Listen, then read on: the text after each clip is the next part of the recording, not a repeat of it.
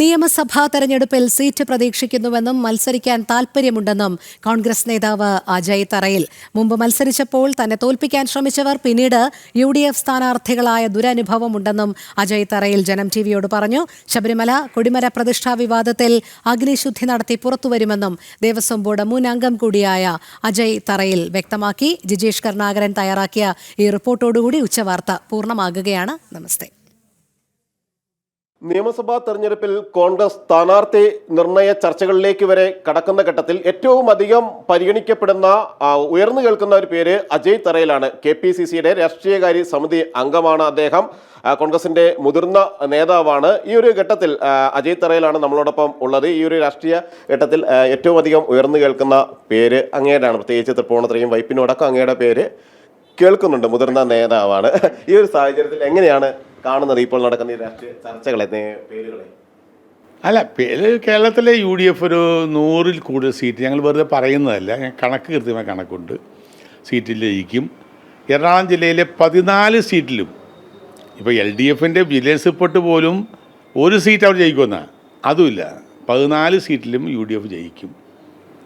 ഇപ്പോൾ എന്നെ സംബന്ധിച്ച് ഞാൻ കഴിഞ്ഞ 2014-ലും 2021-ലും മത്സരിക്കാൻ സീറ്റ് ആവശ്യപ്പെട്ടില്ല.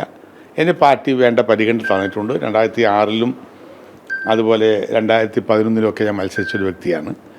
ഇത്തവണ ഒരു മത്സരിക്കണം എന്നൊരു ആഗ്രഹം പഠിപ്പിച്ചിട്ടുണ്ട് എന്ന് മാത്രമേ ഉള്ളൂ. പാർട്ടി തന്നാൽ നിൽക്കും, ഇല്ലെങ്കിൽ ഞാൻ വളരെ ആത്മാർത്ഥതയോടുകൂടി പാർട്ടിക്ക് വേണ്ടി പ്രവർത്തിക്കും. മുമ്പ് മത്സരിച്ച ഘട്ടത്തിലൊക്കെ പാർട്ടിയുടെ ചില ആളുകളിൽ നിന്ന് ഉണ്ടായ ദുരനുഭവമാണല്ലോ ഒരു തോൽവിയിലേക്ക് വരെ നയിച്ചത്. തീർച്ചയായിട്ടും.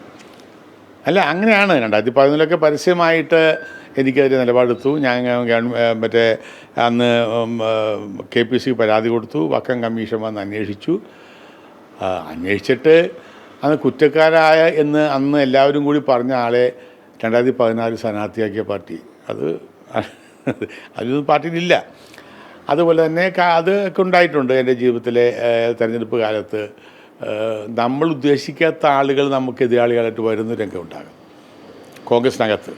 പാർട്ടിയിൽ നിന്ന് തന്നെ ഒരു ദുരനുഭവം, നമ്മൾ ആരും ഉദ്ദേശിക്കാത്ത ആളുകൾ വരുന്ന ഒരു കാരണം അവൻ്റെ ആ മനസ്സിനകത്ത് ആഗ്രഹം ഉണ്ടായിരിക്കാം.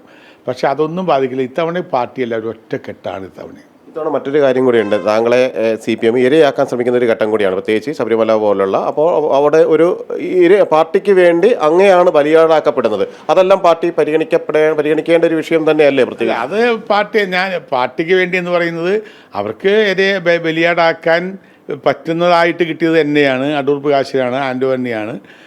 അത് വെച്ചിട്ട് അവർ ഉപയോഗിക്കുന്നു. പക്ഷേ എൻ്റെ കാര്യത്തിൽ എനിക്കുള്ള ക്ലാരിറ്റി ഉണ്ട്. ഇപ്പോൾ ഹൈക്കോടതി എടുത്തിരിക്കുന്ന തീരുമാനം എനിക്ക് ആശാവഹമായ തീരുമാനമാണ്. ഈ ഗവൺമെൻറ് വിചാരിച്ച പോലെ കാര്യങ്ങൾ പോകാതെ തന്നെ ഒരു ക്വിക്ക് വെരിഫിക്കേഷൻ ഓർഡർ ഇട്ടിരിക്കുന്നു.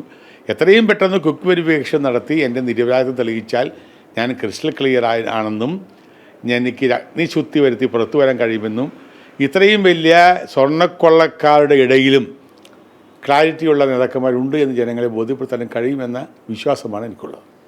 യുവ നേതാക്കളെ സ്ഥാനാർത്ഥികളാകണമെന്നത് അങ്ങയുടെ 50% സ്ഥാനാർത്ഥികൾ പകരാതിരിക്കണം. അതാണ് എൻ്റെ അഭിപ്രായം. ആ തലമുറ വളർന്ന് വരണം കോൺഗ്രസിനകത്ത് പ്രവർത്തിക്കുന്നവരെ. അതെ, തീർച്ചയായിട്ടും.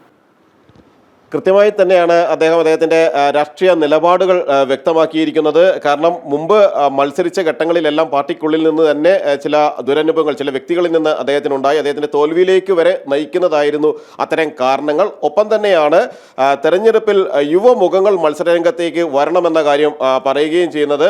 ഈ ശബരിമല സ്വർണ്ണ കവർച്ചയുമായി ബന്ധപ്പെട്ടുകൊണ്ട് കോൺഗ്രസ് നേതാക്കളെ പ്രതിക്കൂട്ടിലാക്കാനുള്ള നീക്കങ്ങളുടെ ഒരു ഇരയാണ് അജയ് തറയിൽ എന്ന കാര്യം കൂടിയാണ് അദ്ദേഹം വ്യക്തമാക്കുകയും ചെയ്യുന്നത്. ക്യാമറമാൻ സന്തോഷ് കുമാറിനൊപ്പം ജിജീഷ് കരുണാകരൻ, ജനം, കൊച്ചി.